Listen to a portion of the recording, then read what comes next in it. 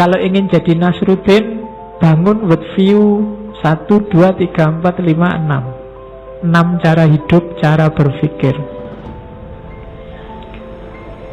Yang pertama,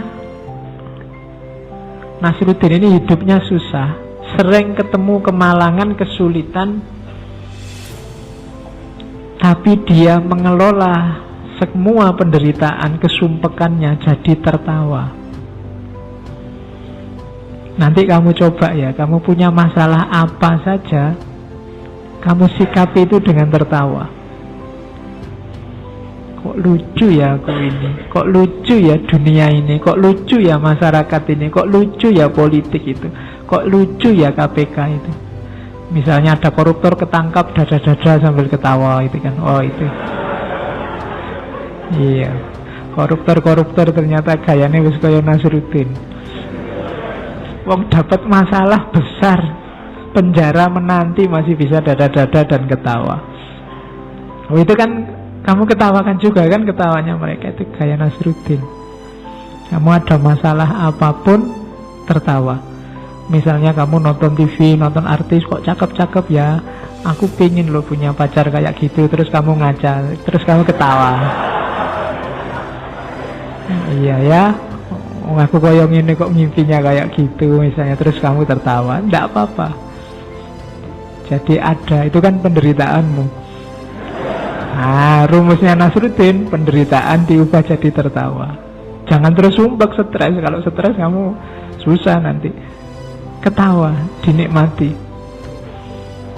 Sholat subuh jam 7, ketawai dirimu. Iya. Ya kan, kok ya lucu yo aku ini ngaku anak soleh tapi sholat subuh jam 7. Itu kan lucu hidupmu.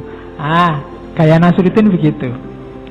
Terus gaya Nasruddin yang kedua, pura-pura bodoh, jangan ngaku pinter.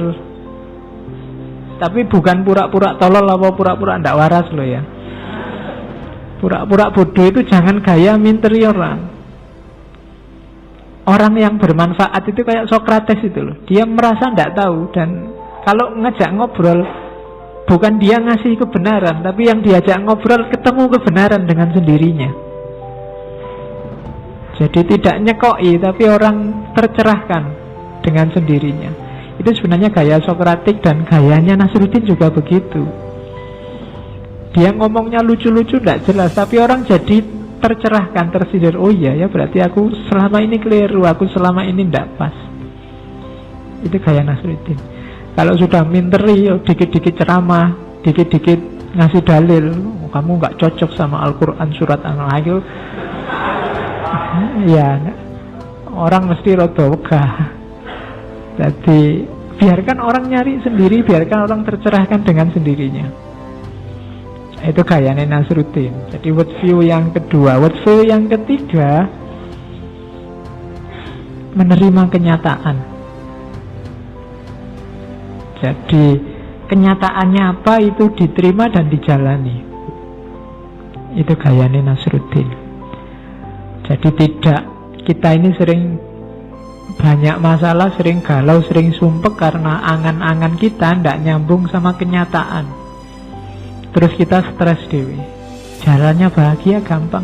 Terima kenyataan hidupmu, uraikan. Kalau memang ingin naik level, naikkan sedikit demi sedikit. Jadi tidak ngarang. Dan yang keempat ini lanjutannya, terus terang. Jadi jujur saja. Jelek ya ngaku jelek, cakep ya ngaku cakep.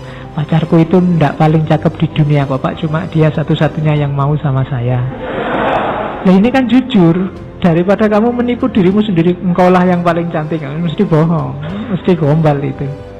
Kalau ditanya, aku yang paling cantik ya? Ya ndak, cuma kamu yang mau sama aku. Yang lain kan itu lebih nyaman untuk psikologimu daripada kamu menipu. Wis pacaran tuh so ngapusi bisa. Kalau jujur kan enak. Jadi terus ya spontan. Jangan terlalu jelimet.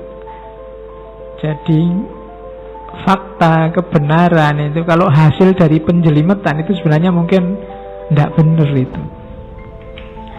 Biasanya hal-hal yang tidak benar kamu bulut-bulutkan akhirnya jadi benar. Makanya ada prinsip kalau di Ghazali ciri berpikir yang benar itu at-tabadur ilal faham. Langsung orang bisa paham. Kalau masih butuh penjelasan panjang lebar itu biasanya perlu dicurigai. Masih perlu justifikasi. Yang lebih simpel biasanya lebih mudah dipahami, lebih mendekati kebenaran, lebih spontan dibandingkan yang butuh penjelasan panjang, lebar, rumit, jelimet. Maka cari kebenaran yang spontan, yang mudah dipahami. Nanti contohnya banyak. Terus yang terakhir, seorang Nasruddin tidak mudah takut, pemberani. Bahkan sama raja, sama penguasa, sama penjajah sekalipun dia berani. Jadi kelihatannya simpel, berani melucu di depan seorang penguasa, penjajah besar, tapi itu tidak sembarangan orang bisa begitu. Itu yang bikin gentar para penguasa kayak Diogenes kemarin. Jadi pemberani cirinya.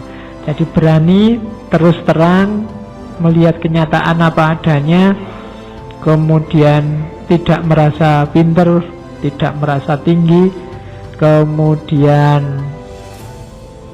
melihat realitas dengan senyum, dengan tawa, melihat persoalan dengan cara tertawa. Dari situ kalian akan ketemu seorang Nasruddin.